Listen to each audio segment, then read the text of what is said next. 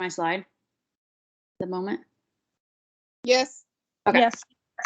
Just want to make sure.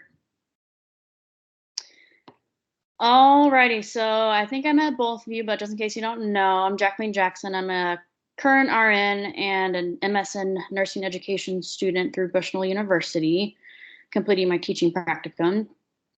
So I'm going to go over pretty much the fundamentals of a healthy lifestyle for pediatric diabetes, talking mainly about nutrition with some exercise towards the end.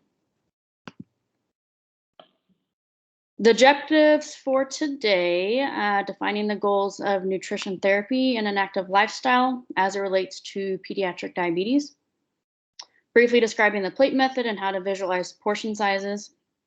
Explaining the importance of and role of carbohydrates and proteins and fats when you plan meals to help control glucose. Explaining how the impact of exercise, what it does to diabetes. Discussing different age group specific advice or recommendations as it relates to diabetes and nutrition. And then towards the end, I've kind of put together one kid-friendly breakfast, lunch, dinner, dessert, and snack diabetic recipes. So a couple of fast facts as it relates to diabetes in kids. It is one of the most common chronic conditions in school-age kids. More than 210,000 children and adolescents under the age of 20 years old have been diagnosed with diabetes. Approximately 187,000 of those are with type 1. Both type 1 and type 2 affects kids. Usually you see nowadays more type 2. Type 1 was usually affecting children under 10 years of age, but this, as we can now see, is also diagnosed later on in life. And type 2 diabetes is becoming more common in children, specifically over the age of 10 years old. We want to make sure we're looking at trying to look at symptoms for kids. They are more subtle in kids. Early type 2 symptoms can actually resemble type 1 diabetes. So sometimes those diagnosed with type 2 diabetes do not have any symptoms. Just a little bit of background on me. I have a personal background of type 1 diabetes, and I was 13 years old when I was diagnosed, and I had very few symptoms. And they were only able to catch it with a glucose tolerance test, and I was part of a research study for 3 years. So they are subtle in kids, much harder to diagnose. So we want to make sure, you're screening those kids at doctor's appointments and whatnot, because it is an advantage. And then kids diagnosed with diabetes do need routine healthcare visits. Obviously we need to see the different specialists that take care of diabetes. So the endocrinologist, your diabetes educator, your dietitian, psychologist, because a lot of kids who are diagnosed with diabetes do have a lot of mental that goes with it as well. It's a big lifestyle change for kids, so it's important to include that as well. Physical activity is essential for kids, so we want to make sure kids are at least active for 1 hour a day. And physical activity can actually help lead to better insulin production and help regulate the glucose in the body. And kids with diabetes can still live and lead full, fun lives. So kind of some goals of nutrition therapy. We want to help promote, support, and encourage healthy eating habits, emphasize a variety of nutrient-dense foods, highlight appropriate portion sizes, optimize body weight with proper portion sizes and food choices as it relates to proteins, carbohydrates, fats, calories, and sugars, meet the nutritional needs of the pediatric patients during their growth spurts, and address individual nutritional needs and lifestyle while also preserving their social, psychological, and cultural background. Briefly talking about the goals of an active lifestyle. Like I said before, you want to make sure our kids are engaging in daily moderate to vigorous physical activity for at least 60 minutes a day. Try to replace those sedentary behaviors with activity whenever possible. We want to encourage those younger children that are preschool age to engage in active play and find an activity that the child enjoys. So the moderate to vigorous physical activity, 60 minutes per day, is geared more towards those 6 and up kids. And then for the younger children, like the preschool age, we want to engage in about 3 hours a day. That would include a variety of light, moderate, and vigorous activities. And then you can always try mixing in different types of exercise activities that kids enjoy, such as jump roping, walking, playing sports, riding a bike. Usually when a child enjoys activity, the chances of them participating are higher. Imagine that. So I'm sure you're all aware of the plate method. So this is a good thing to use, specifically more for I mean, for anybody, but people who are doing more simple carb counting, which I'll get to later. So recommended plate size is 9 inches, which is smaller than most people think. So 50% of that plate for diabetes, you want to have those non-starchy vegetables which actually help lower lower carbohydrates, so they don't raise the blood sugar as much as other food groups. They also have a lot of vitamins, minerals, and fiber. And some of these, examples are like your asparagus, your broccoli, your cucumber, your celery, bell peppers, salad greens, so on and so forth. And then 25% of the plate is going to be your lean proteins. So the protein sources that usually comes from animals have a higher saturated fat content, which obviously with the higher saturated fat content leads to higher adipose tissue, and then that can increase the chances of diabetes. So you want to make sure that kiddos are eating lean proteins that are lower in saturated fat and healthier, such as like chicken or turkey that doesn't have the skin, any type of fish, cottage cheese, lean pork, lean beef, shrimp, lean deli meats, so not bologna. A lot of kids like bologna, and that is definitely a high fatty processed food. And then other like plant-based proteins, so those kiddos that don't like your meats, you can use things like beans or lentils, edamame tofu or tempeh. And then the other 25% of the plate is going to be the carbohydrates. So this should be limited to 25% because this is a food group that has the biggest impact on blood sugars.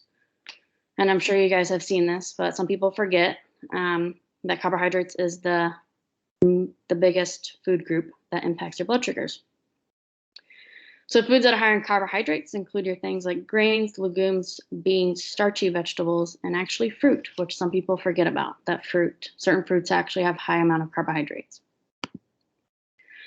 So this is just a brief slide about visualizing portion sizes. So there's different portion sizes, and this kind of, like I said, is helpful for those who don't have an advanced insulin to carb ratio, which I'll talk about a little bit later. But just quickly visualizing what is a cup and what does that include? What is 3 ounces? What are those things that are 3 ounces? So on and so forth. So moving on, we're going to first talk about the carbohydrates. So kind of the basics. Obviously, the body breaks down carbs into glucose. This then causes a rise in your blood glucose. Glucose is used for fuel, so you want to have some, but you don't want to have too much. Then after the carbs are broken down into glucose, the pancreas releases insulin to help the cells absorb the glucose. And with carbohydrates, you have 3 different types. You have your sugars, starches, and fiber. Obviously, your sugars include things that are natural from like fruit, milk, and any added sugar in soda or packaged food items. Your starches are going to include things such as wheat, grains, oats, starchy vegetables, such as corn or potatoes, and your dried beans. And sugar and starches actually raise your glucose, whereas fiber does not. And carbohydrate needs for children and adolescents are going to be based on age, gender, activity, and previous intake. And which kind of goes with requirements are individually determined. And a lot of people think that sugar-free means carbohydrate-free, and that's not the case. So just because it's sugar-free doesn't mean that there's no carbs. So it's very important for these pediatric patients to learn that just because there's no sugar in it doesn't mean there's no carbs. They really need to pay attention to the nutrition label. So throughout this presentation, you'll find some quiz questions to help you pay attention and stay focused. So the first one is, which of the following are 3 different types of carbohydrates? And if you can, I'd like you to put your answer in the chat box so I can kind of see what you guys are answering. So is it A, sugar, fat, and protein? B, fat, protein, and starch? C, sugar, starch, and fiber? Or D, fiber, starch, and fat? I'll give you like 15 seconds.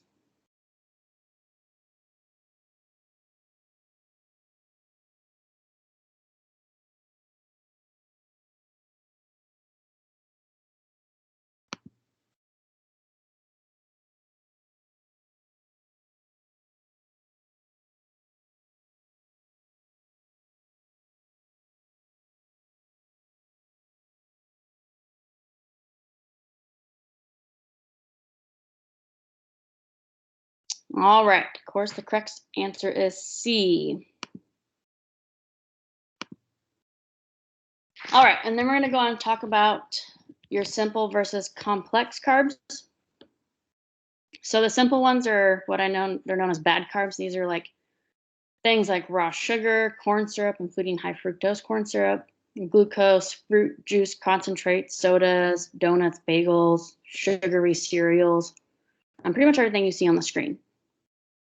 They are digested more quickly, which then causes the blood glucose to rise faster. And most of them are added to foods, and they obviously don't contain any nutritional value.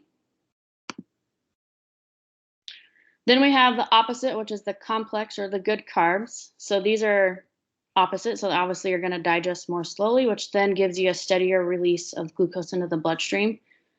They're higher in fiber and nutrients. They're actually more filling, so they're good for weight control. They're lower on the glycemic index, which I'll talk about here shortly. And they naturally stimulate metabolism. So some examples are going to be your whole grains, so like your quinoa, brown rice, whole wheat pasta.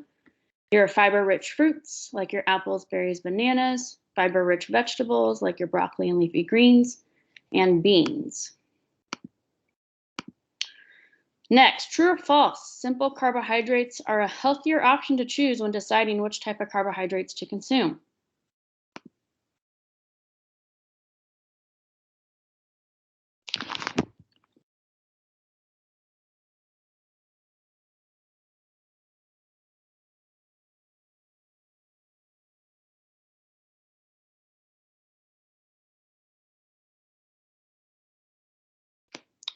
And the answer is false. So next this is kind of a little bit different because I wasn't planning on doing this presentation virtually. So I'm going to go through each carbohydrate example, and I want you to tell me if it's a simple or a complex carbohydrate. So candy, is that a simple or complex?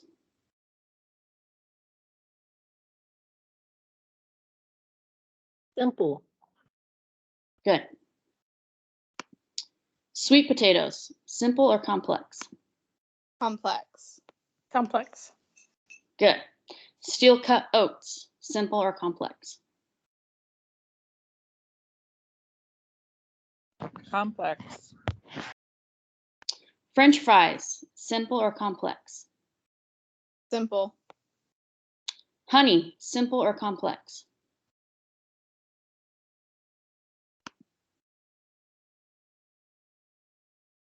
Simple. I'd say simple. Simple. That's kind of a tricky one. And brown rice, simple or complex? Complex. Complex. Good. All right. So briefly talking about the glycemic index. So this is pretty much a numerical index that's given to a carbohydrate-rich food. And it's based on how much that specific carbohydrate increases your blood glucose levels after you've eaten. So as you can see on the picture there, you have your low, medium, and high. And your high glycemic index are obviously going to be the ones that affect or have the most impact on your postprandial glucose rise. These high glycemic foods digest quickly and cause rapid rise, and then sometimes usually a drop in the blood glucose. And these things are things like your white rice, your white bread, white pasta, breakfast cereal, sweets, potatoes, fried foods, sweetened dairy products, chips, those kinds of things. And then you have the low glycemic index foods, which are the opposite. So they have the minimal impact on raising your glucose after you've eaten something, and they cause a gradual rise in blood glucose. So some of these things are things like vegetables, some fruits, not all fruits, some fruits actually are higher on the glycemic index. Your whole or minimally processed grains like your rye, your barley, or your oat bran, cottage cheese, and nuts. So it's important when we're providing like nutrition education to those diabetic patients in pediatrics that they understand kind of what this means and try and get them to eat foods that are more on the lower glycemic index. So how does the glycemic index affect the postprandial glucose levels? Is it A, it has no effect? B, higher the index, the slower the food digests and the quicker the postprandial glucose levels rise? Is it C, the lower the glycemic index, the faster the food digests and the slower the postprandial glucose levels rise? Or D, lower the glycemic index, the slower the food digests and the slower the postprandial glucose levels rise?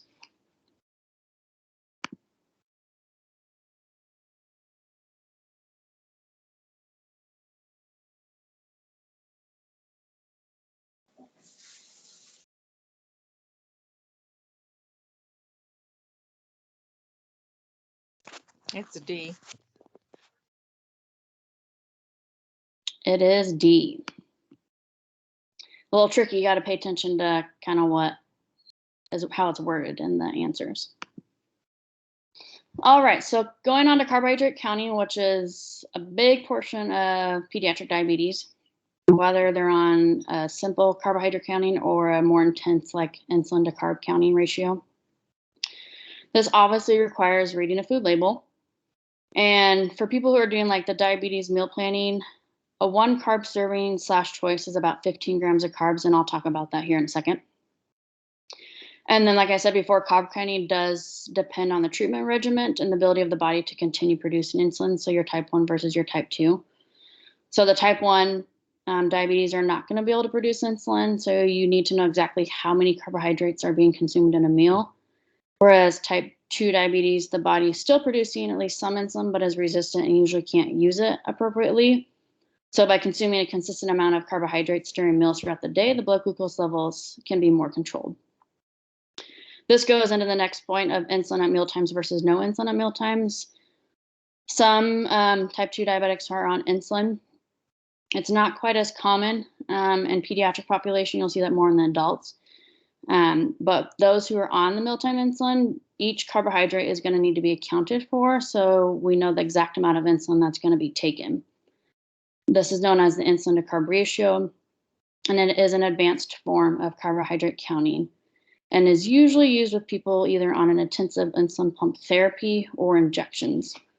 And for those who are on the insulin pump therapy, usually need to count the carbohydrates they're going to consume to determine what their mealtime bolus of insulin is going to be. Everyone is different, is going to need a different insulin to carb ratio. I would say most providers start at a 10 to 15 grams of carbohydrates to 1 unit of insulin. So if you have a patient who is consuming 30 grams of carbs and their insulin to carb ratio is 1 unit for every 10 grams, they're going to be taking 3 units of insulin.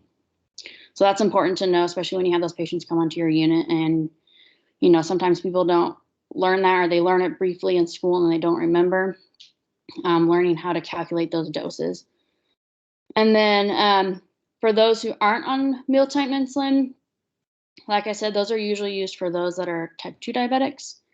This is a more basic form of carbohydrate counting, and there's a few different ways to do this by basing carbohydrates off what we call carbohydrate choices, where the choice of carbohydrates contains 15 grams, or they can use the plate method to eat like reasonable portion sizes that would contain carbohydrate foods.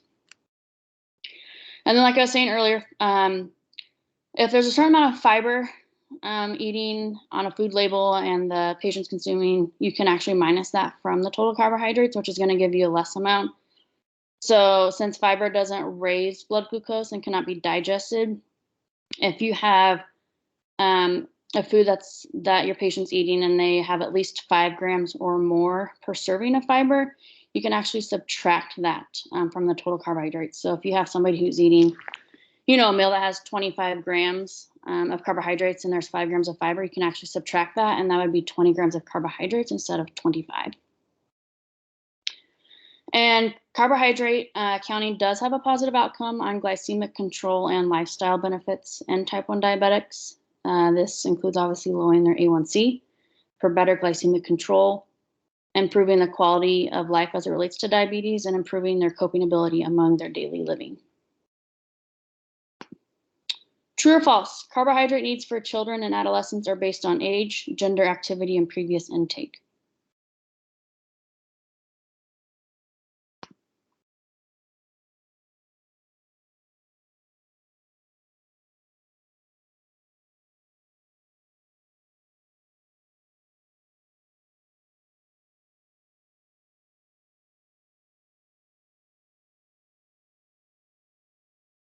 Well, looks like Bridie's the only one answered, and it is true. So good job, Bridie.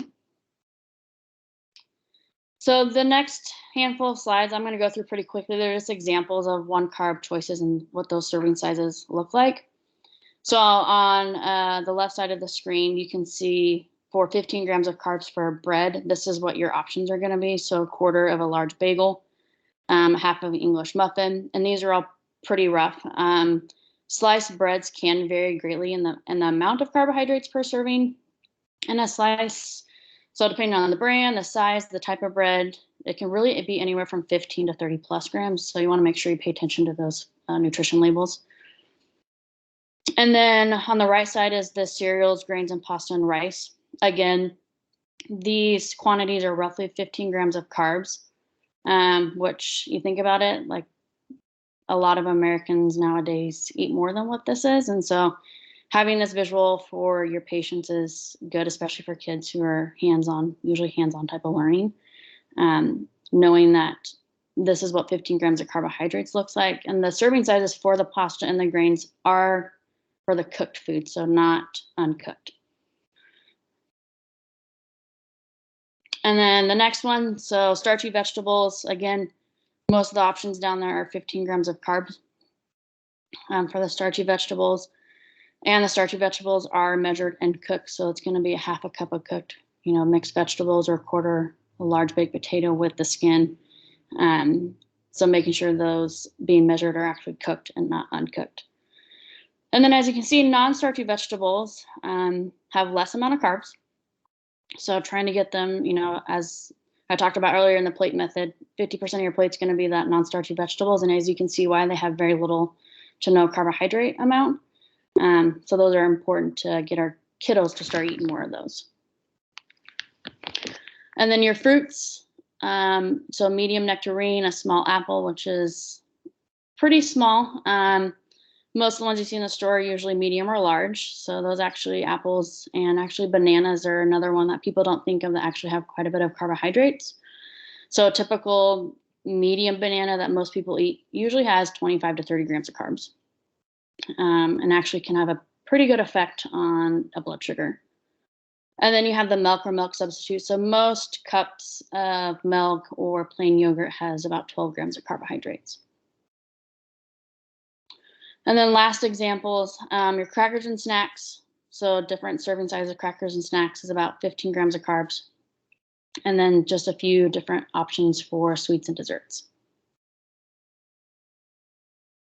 True or false? Carbohydrate counting is based upon treatment regimen and the ability of the body to continue producing insulin. For example, those on intensive insulin therapy require more advanced carbohydrate counting. True or false?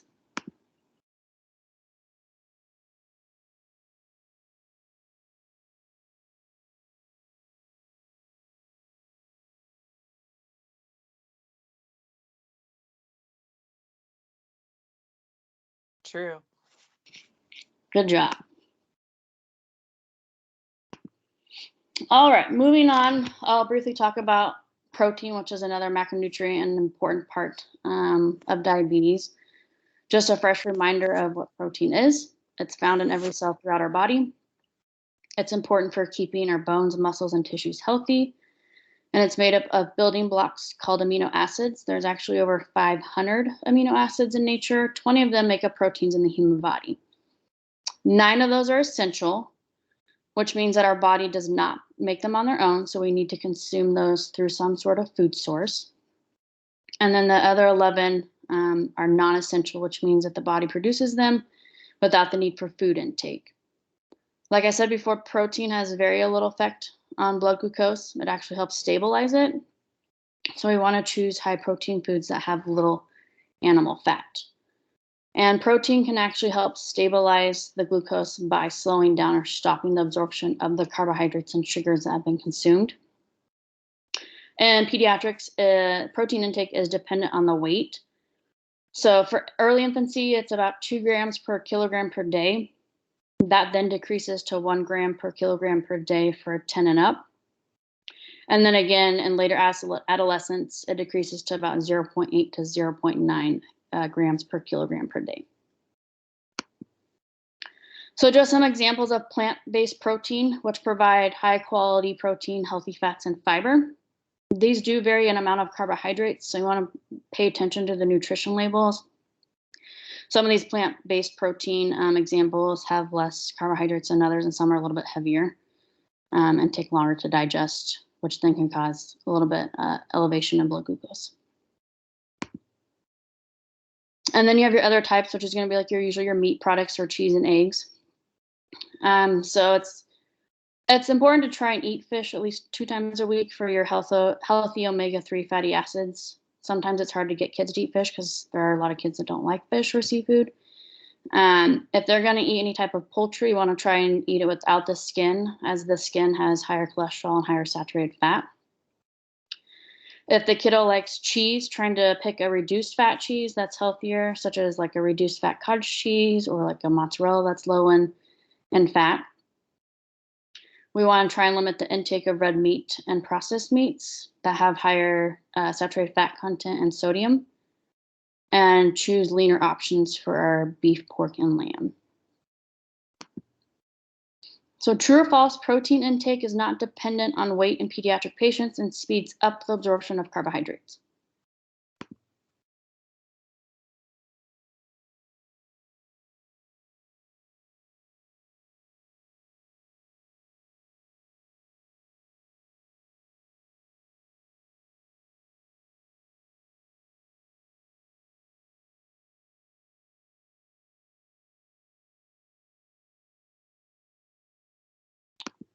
Correct, it is false. It is dependent on weight and it slows down the absorption of carbohydrates. All right, last macronutrient I'm going to talk about as it relates to diabetes is fats. So the basics.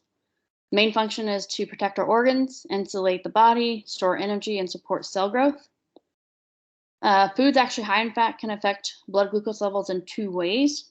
The first way is it can increase the resistance to insulin, which then obviously means, we need more insulin on board.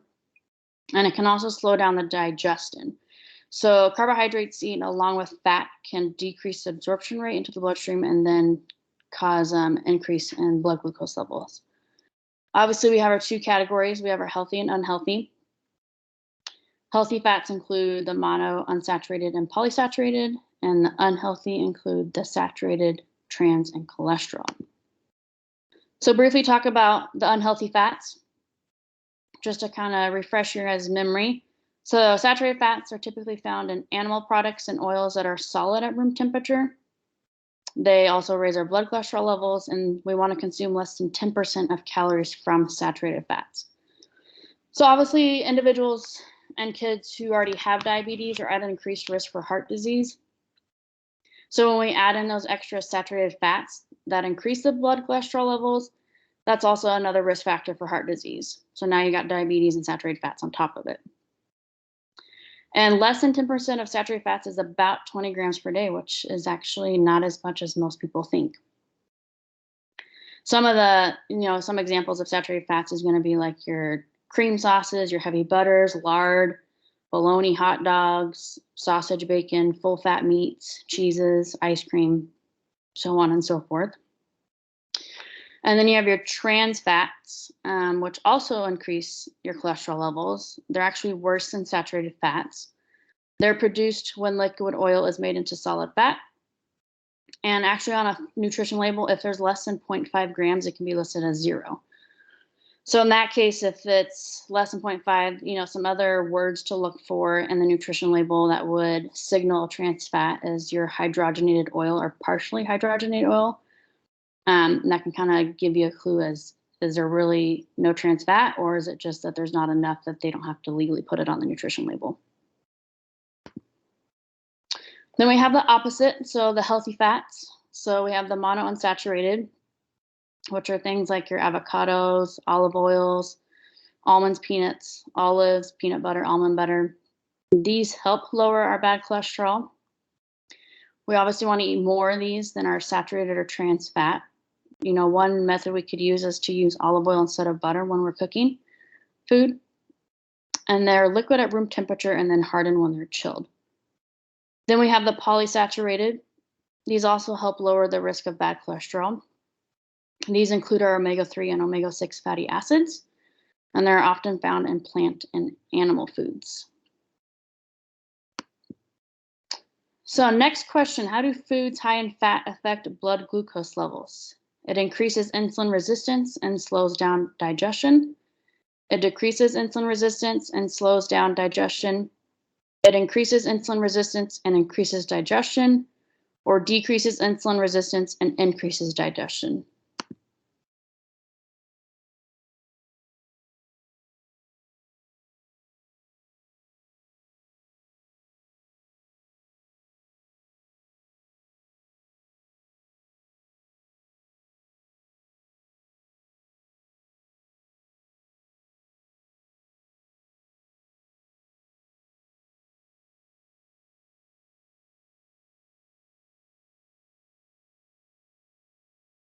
Give you about 10 more seconds.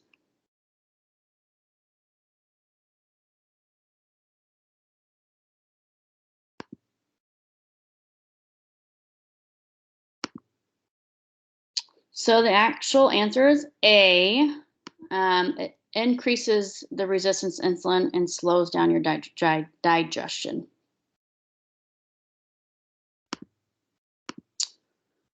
So next we're going to talk about exercise and how that benefits and affects diabetes in particular. So as we all know, there's many benefits of exercising and improves our well-being, helps minimize our stress, decreases our body fat and our cholesterol levels, helps us maintain a healthy body weight, helps us improve our mental health and improve our sleep. And in particular for diabetics, it actually helps lessen our insulin requirements in diabetes. So kind of how does exercise affect diabetes? So the impact of blood glucose from exercise can last up to 24 hours post-exercise. And this is due to increased sensitivity to insulin. So we want to make sure we're closely monitoring the blood glucose within the next 24 hours to kind of see how the blood glucose levels are affected. Obviously, exercising increases our insulin sensitivity. And if a patient's on insulin, you want to make sure you check their blood glucose level before they exercise. Sometimes strenuous exercise can actually affect the blood glucose levels up to 36 to 48 hours later. So just depending on what type of exercise is being done can affect the blood glucose levels differently. If blood sugar is below 100, the patient may need to consume 15 to 30 grams of carbohydrates before they exercise, just to kind of help stabilize them. You don't want them to go any farther down while they're exercising. If it is over 350 or there's any moderate to large ketones present prior, you don't want to engage in any type of intense activity. This can actually increase hyperglycemia and lead to ketoacidosis. And then not all types of exercise are equal. So you have your 3 different types. You have your aerobic, mixed aerobic, and anaerobic, and then anaerobic. So different types are going to affect blood glucose levels in different ways. Aerobic exercise usually decreases the blood glucose levels. Examples of this would be cycling, running, swimming. And then your mixed in aerobic and anaerobic usually makes the blood levels fluctuate.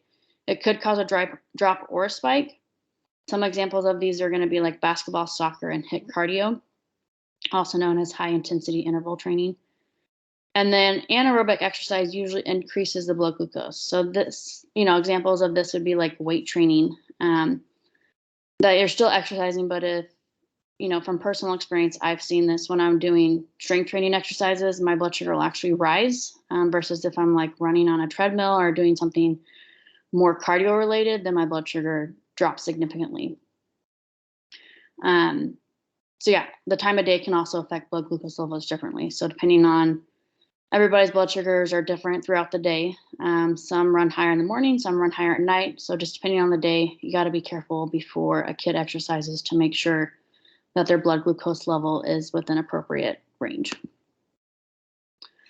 Kind of some recommendations for kids. Kind of already briefly talked about some of these. We want to do at least 60 minutes of moderate to vigorous physical activity with at least 3 days that includes muscle and bone strengthening. Find a team sport that the child enjoys playing.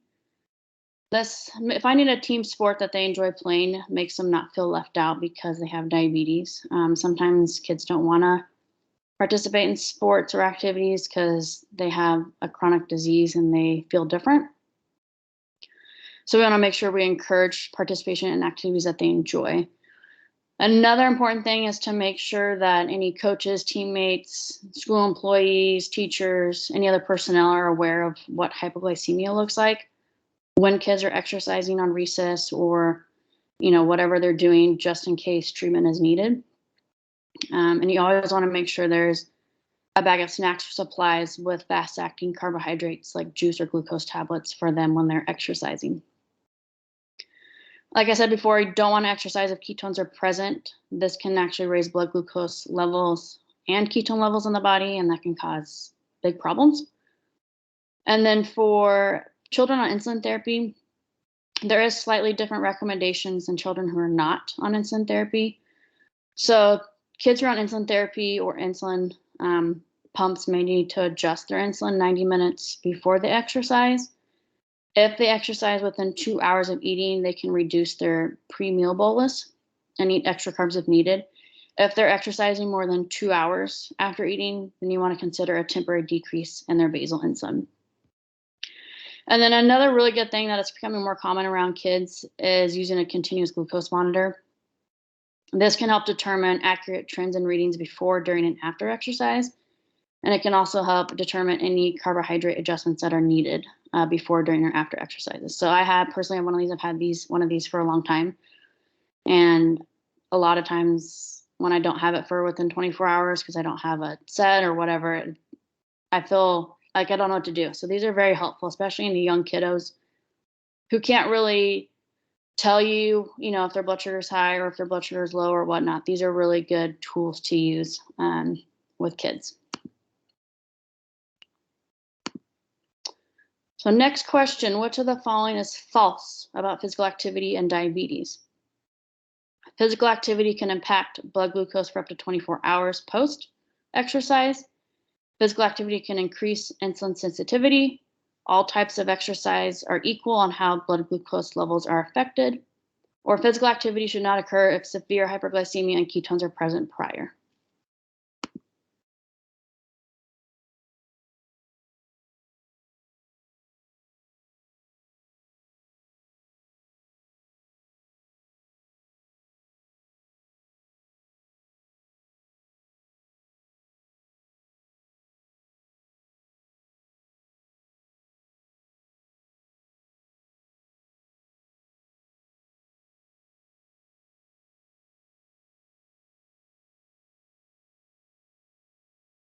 Give it 5 more seconds.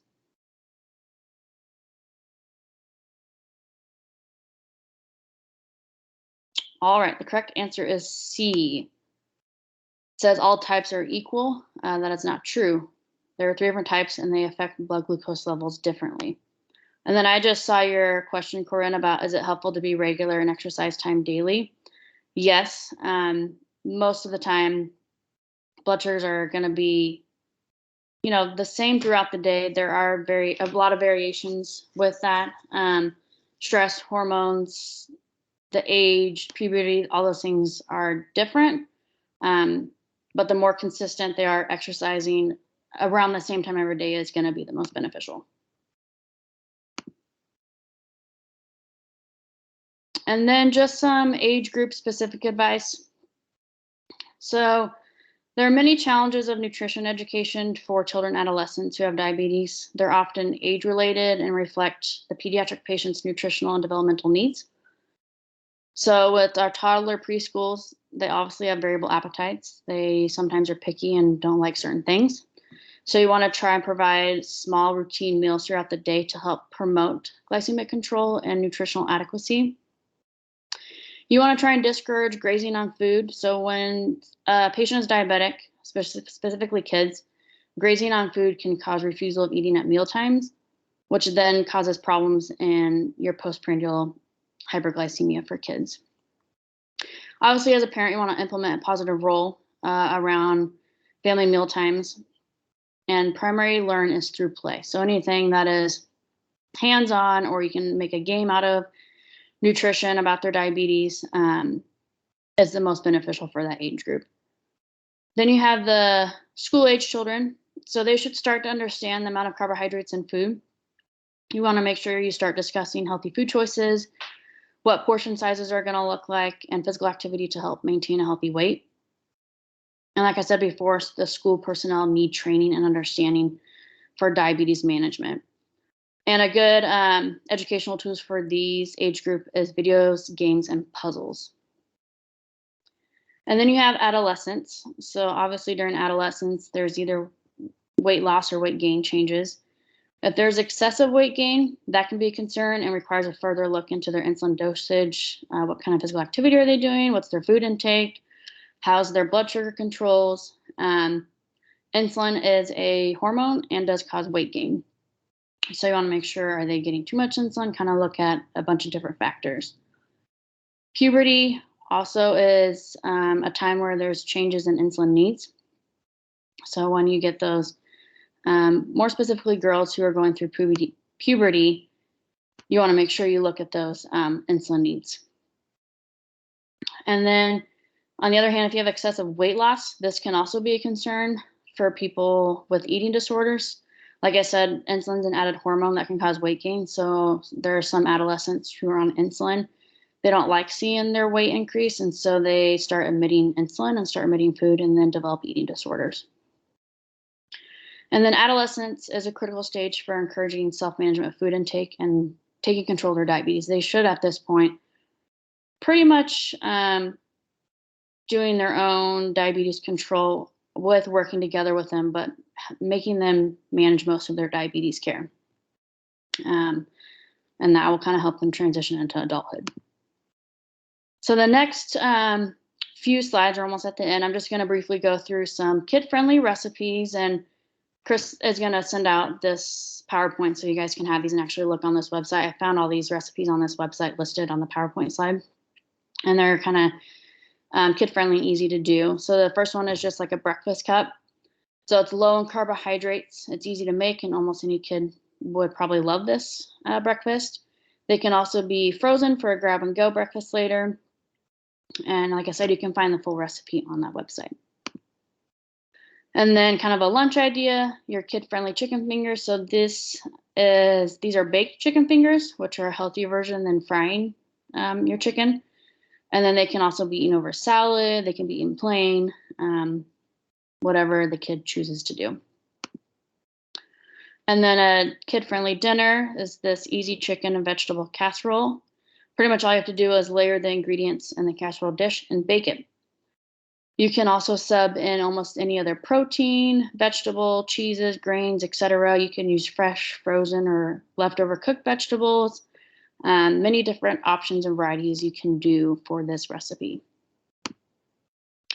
Then kid-friendly dessert. So these are really easy to make, no big peanut butter bites. I've actually done these for myself. They're a great dessert option that's healthy and easy to grab for on the go, especially for like a road trip or a school lunch. Doesn't require any baking, doesn't require much prep time. They're low carb, and they also include chocolate chips. So what kid doesn't like to eat chocolate chips? And then last but not least, snack, fruit and cheese kebabs. So they're simple, easy to make. They look pretty when they're assembled, if we can assemble them and they can get that way off to school. You can do a different type, combination of fruit and cheese. It has a good amount of carbohydrates, protein, and fat, but not too much. That would cause a significant raise in blood sugar levels. And most kids like fruit and cheese, so why not?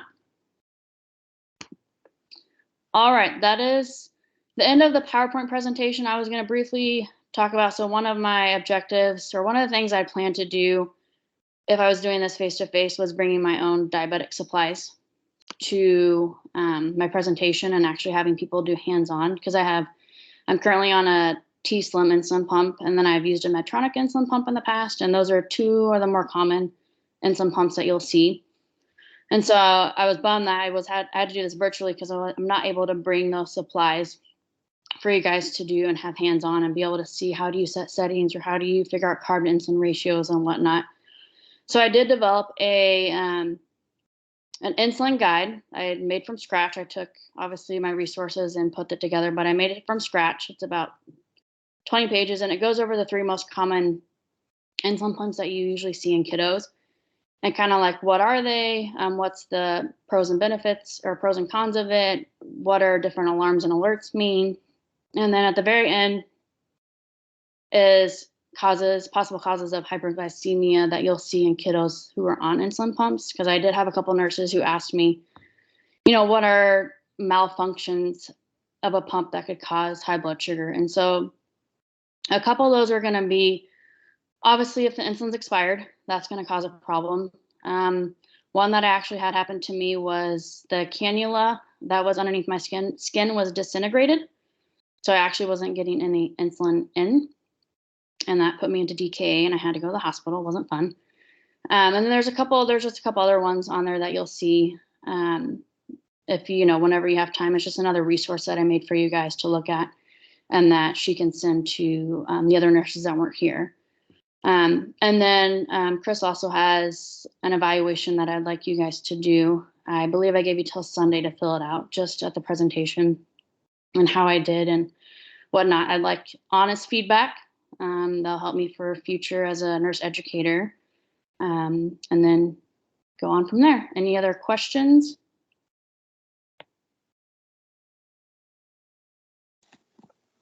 Well, that was a really great presentation.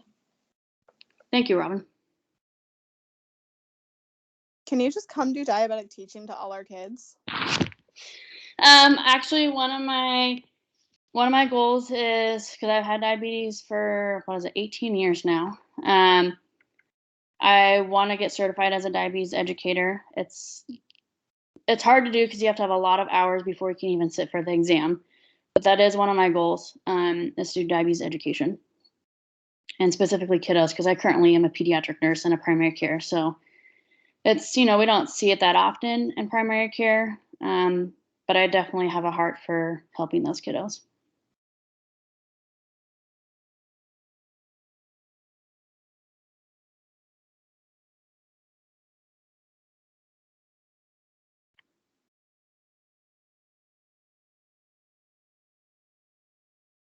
Anything else? I did have one question. When you were showing the high fiber carb foods, beans, like pinto beans and black eyed peas, etc. Mhm. They are a complex carb. You had on your slide like a half a cup, I think it was, would be about 15 carbs. That is not taking into account the fiber those provide, correct?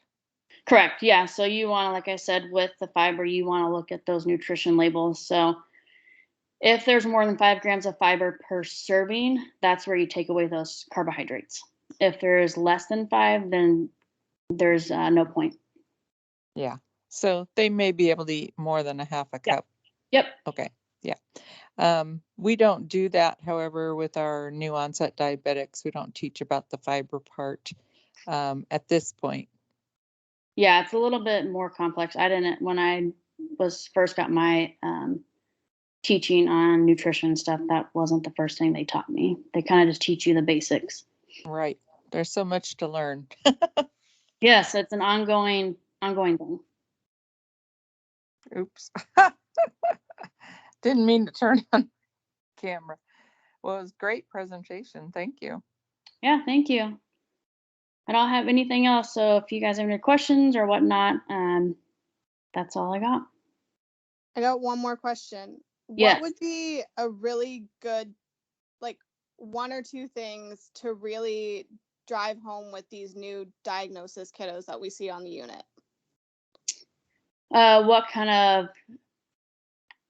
What is the, I guess, most common thing that you see when they come in? What are they coming in for? DKA? DKA. Usually they come in as a new diagnosis DKA, or they're seen in clinic and they've had some nondescript symptoms and they put it together and their blood sugar is high. So they come in for a new diagnosis and we do a lot of teaching. But it's so overwhelming to these families because I would say 95% of them have never had it in their lives. Right. And it's, I mean, when you don't, I luckily had a mom who has it, so I knew firsthand how to do things. But yeah, there's a lot of parents who don't know what to do, don't understand anything. So I would think, obviously, really honing on how to control blood glucose and what can affect that.